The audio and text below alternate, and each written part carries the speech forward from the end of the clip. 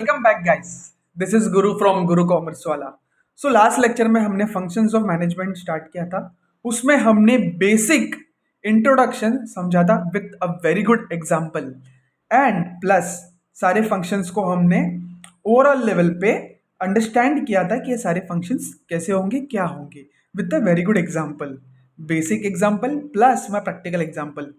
एक और चीज आपको बताना चाहूंगा दोस्तों, ये जो मैंने पेंसिल में लिखा है ना, वो आपको लिखने की ज़रूरत नहीं है, वो सिर्फ ओनली फॉर अंडरस्टैंडिंग था। ओके, सो आपको घबराने की ज़रूरत नहीं है। जो मैंने पेन में लिखा है ना, वो आप कंसिडर करो। ठीक है, पेंसिल में सिर्फ और सिर्फ अंडरस्टैंडिंग के लिए है बस।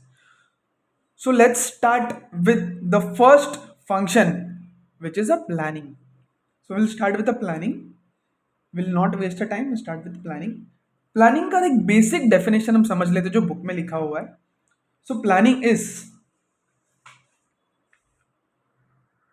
अ detail programme of future course of actions.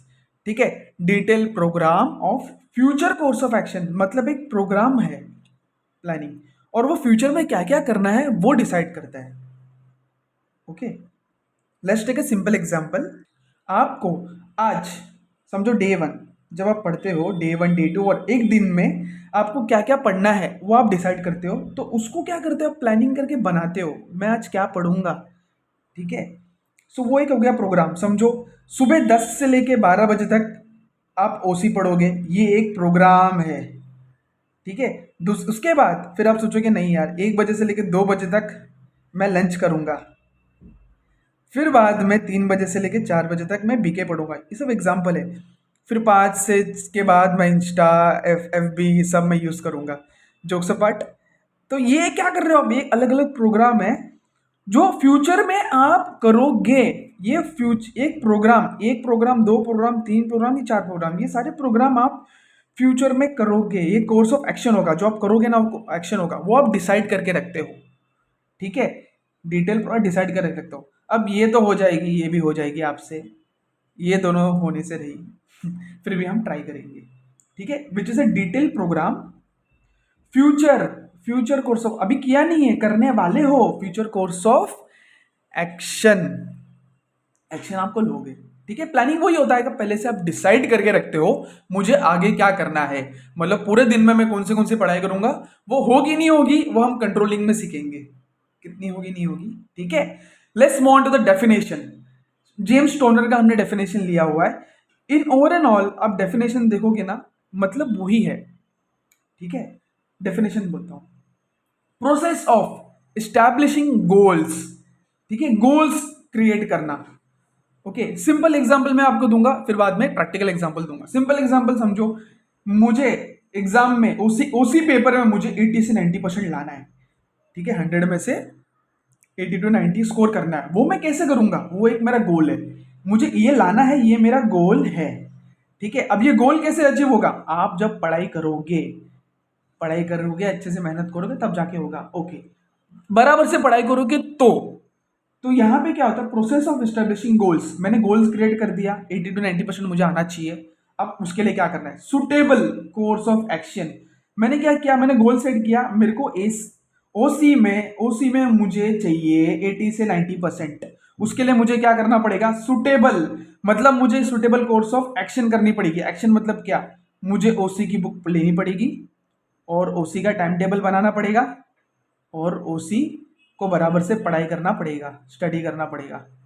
क्या मैं, अगर मेरे को ओसी में मार्क्स चाहिए, क्या मैं बीके पढ़ सकता हूं क्या, नहीं ना।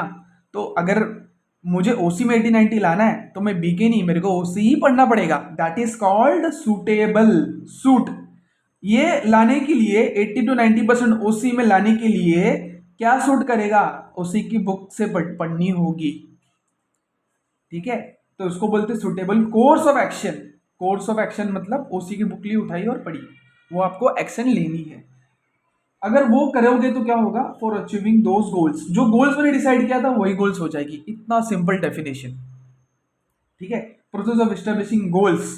गोल्स मुझे क्या करना है फ्यूचर में, और फ्यूचर में गोल्स के लिए क्या करना पड़ेगा, सुटेबल कोर्स ऑफ एक्शन करना पड़ेगा, जो कि बुक लगेगी, बुक के साथ पढ़नी पड़ेगी, तब जाके वो चीज़ अचीव होगी।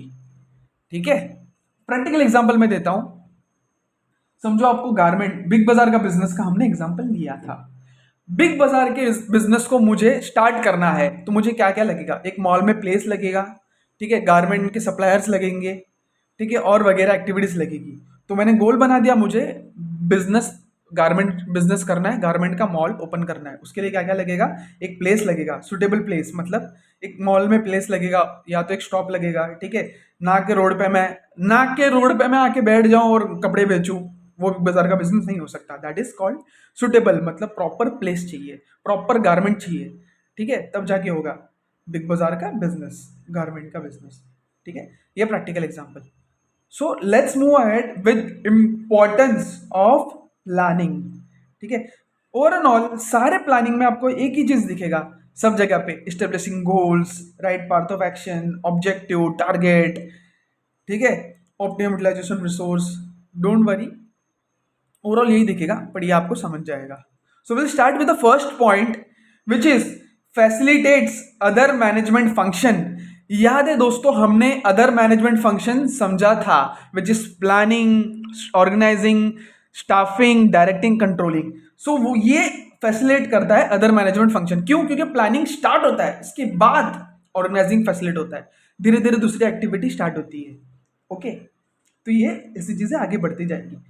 फर्स्ट पॉइंट, एवरी ऑर्गेनाइजेशन मतलब बिग बाजार हो गया, वो एक ऑर्गेनाइजेशन है। Every organisation functions towards achieving goals. बिना गोल के कुछ फंक्शन सर्वाइव ही नहीं करेगी। तो मैंने जो बोला ना, एस्टेब्लिशिंग गोल्स, यही है, गोल अचीव करना है।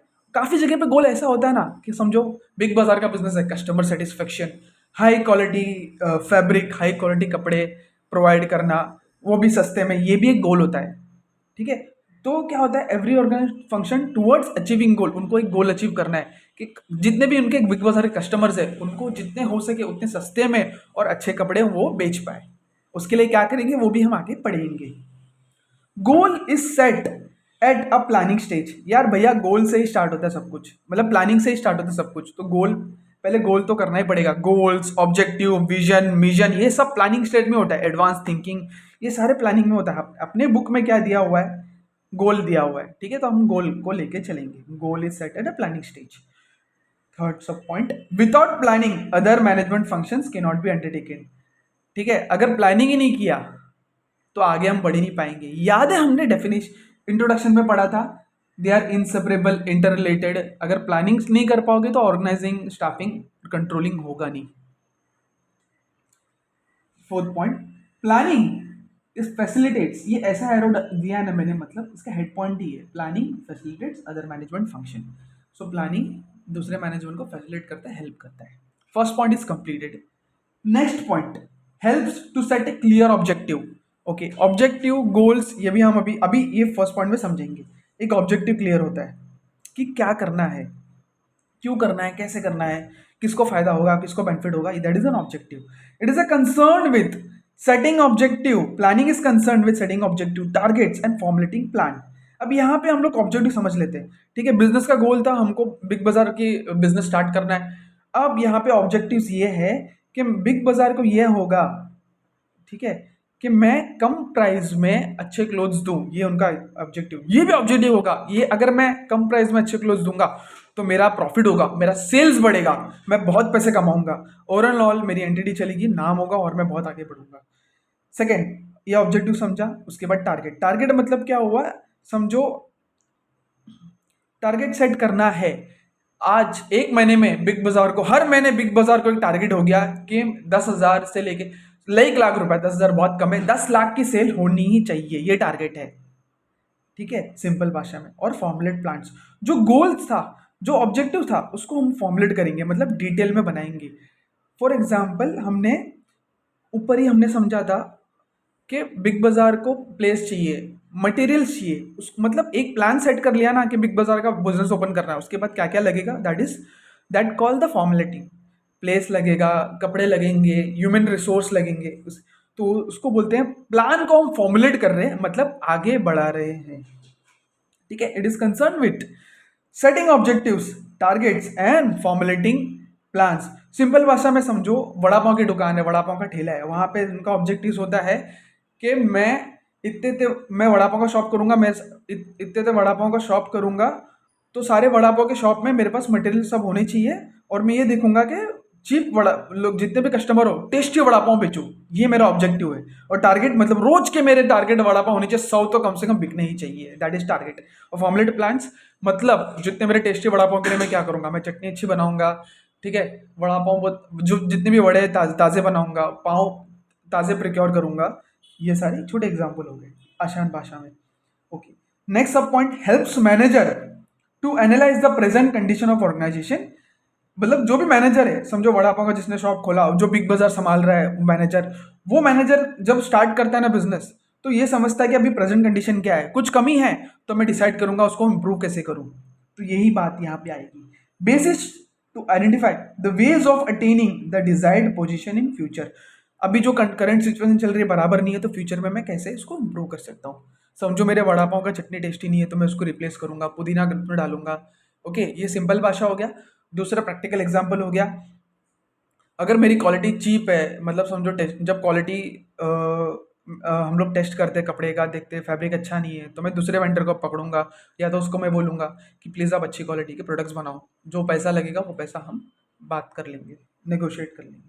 ठीक है, second point done. First point facilitate other manager function, second point set to clear objective, third point minimises the risk. Planning पहले से डिसाइड करोगे ना, तो आपका रिस्क कम हो जाएगा, क्योंकि आपको पता है क्या करना है क्या नहीं करना है। ठीक है, it is a forecasting technique. Forecasting मैंने आपको बताया था विद एग्जांपल, यू नो, कि मेरे प्रीवियस बेस पे मैं फ्यूचर में क्या डिसीजन लूंगा। ठीक है, फिर से मैं बता देता हूँ। फॉर एग्जांपल, डे 1 में वड़ा पाव 100, डे 2 में वड़ा पाव बिकता है 90, डे 3 में वड़ा पाव बिकता है 110, तो मैं डे 4 में अंदाज लगा सकता हूँ मेरा कितना बिक सकता है। ठीक है, लुकिंग इनटू फ्यूचर, आगे मैं सोचता हूँ, मैं समझता हूँ, मैं देखता हूँ। जो मैनेजर है वो सोचता है, समझता है, आगे देखता है। एंड एंटिसिपेटिंग फ्यूचर चेंजेस, जो भी फ्यूचर में बदलाव आ रहा है। समझो अभी बीएमसी आ गई, वड़ा पाव की शॉप को रेड भी लगा सकती है, तो उसके लिए भी मुझे सोचना है कि उनको खुश रखने के लिए मुझे क्या करना है। जो फ्यूचर में कुछ भी हो सकता है, आगे कुछ भी हो सकता है।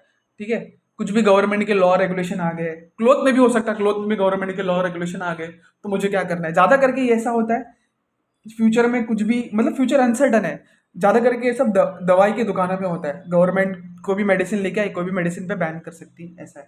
ठीक है, सिंपल भाषा में समझेंगे, looking into future and anticipating future change. जो फ्यूचर चेंज हुआ उसको आप प्लीज समझ के रखो और हैंडल करो। Deciding in advance task to be perform, क्या क्या करना है वो एडवांस में डिसाइड हो जाता है, हमने समझ लिया है। फिर फिर planning shows how to deal with the changes and uncertain events. जो भी अनसर्टेन इवेंट आएगा, अगर मैं प्लान करके रखूंगा ना कि मेरा अनसर्टेन इवेंट क्या हो सकता है, ज़्यादा से ज़्यादा समझो सीजन बदल गया, रेनी सीजन हो गया, तो मैं उसमें क्या करूंगा। अगर समझो दिवाली आ गया, दिवाली में बहुत सारे कस्टमर्स आएंगे, परचेजेस होंगे, तो उसमें मुझे क्या स्ट्रेटजीज बना के रखनी चाहिए। ठीक है, वैसा है। समझो लॉकडाउन भी आ गया था, तो लॉकडाउन में मुझे अभी से अंदाजा पता चल गया लॉकडाउन आएगा तो क्या करना है क्या नहीं करना है, तो उसको मैं पहले से प्लान प्रिपेयर्ड रहूंगा। Okay, changes can be eliminated totally, but can be anticipated, can be treated with the previous measurements. So changes can not be eliminated, ये थोड़ा कैन नॉट, सॉरी थोड़ा सा करेक्शन कर देता हूँ, ये मैं कर दूंगा। Can not be totally eliminated, पूरी तरह से एलिमिनेट नहीं होगा ना, बट फिर भी उसको एंटिसिपेट तो कर सकते हैं। ठीक है, and can be treated with preventive measures. Preventive measures मतलब पहले से प्रिवेंट कर सकते हैं। ठीक है, तो उसी तरह से हम लोग रिस्क को मिनिमाइज कर सकते हैं। सो प्रिवेंटिव मेजर्स का मैं आपको सिंपल एग्जांपल दूंगा। समझो कि आप सोचोगे बहुत सारे सिलेबस में चेंजेस आ गया है। ओके, तो चेंजेस से मुझे डील नहीं करना हो रहा, मैं बहुत फ्रस्ट्रेट हो रहा हूँ, कोई भी स्टूडेंट बहुत फ्रस्ट्रेट हो जाता है, तो सिंपल प्रिवेंटिव मेजर्स ये हो सकता है कि आप लिख के प्रैक्टिस करो। आप पहले पढ़ो समझो, फिर लिख के प्रैक्टिस करो, या तो और एक प्रिवेंटिव मेजर्स ये है कि मेडिटेट करो। ठीक है, ये पहले से आपको एक चेतावनी जैसा होता है, और आप पहले से सतर्क हो जाते हो कि मुझे कुछ भी हो मैं समझ जाऊंगा। ठीक है, next fourth point, provides a path of action. एक पाथ ऑफ एक्शन मतलब राह दिखाता है, प्लानिंग एक राह दिखाता है और वो राह को सक्सेस कराता है। It ensures the goals and objectives are clearly stated. Planning ये इंश्योर करता है कि गोल्स है ऑब्जेक्टिव, जो भी गोल्स है ऑब्जेक्टिव जो हमने इधर पढ़ा था, यहाँ पे पढ़ा था, वो क्लियरली होना चाहिए, होता है और होता भी है। प्लानिंग ये इंश्योर करता है, ये होता भी है। ठीक है, they act as a guide. Planning एक अपनी गाइड के जैसा, ऐसे गुरु के जैसा हेल्प करता है, जैसे मैं आप गुरु हूँ, मैं आपको हेल्प करता हूँ। Planning provides direction to the right things, right times, at a right way. Okay, planning ये भी इंश्योर करता है, जो बिग बाजार का हमने एग्जांपल लिया था, वहां पे सही जगह पे हमको स्टोर खोलना है, सही प्रोक्योरमेंट करना, और कौन से टाइम पे ऑर्डर करना है आइटम्स, प्रोडक्ट, वो भी बहुत मैटर करता है। ठीक है, helps the employees, what organisation has to do, what they must do for achieving goals. Employees को प्लानिंग हेल्प करता है कि आपको खुद के लिए भी क्या करना है और ऑर्गेनाइजेशन के लिए भी क्या करना है। ठीक है guys, so we covered fourth point, will do part by part, next six points we will cover in the next lecture. Okay, till the time, take care, bye bye.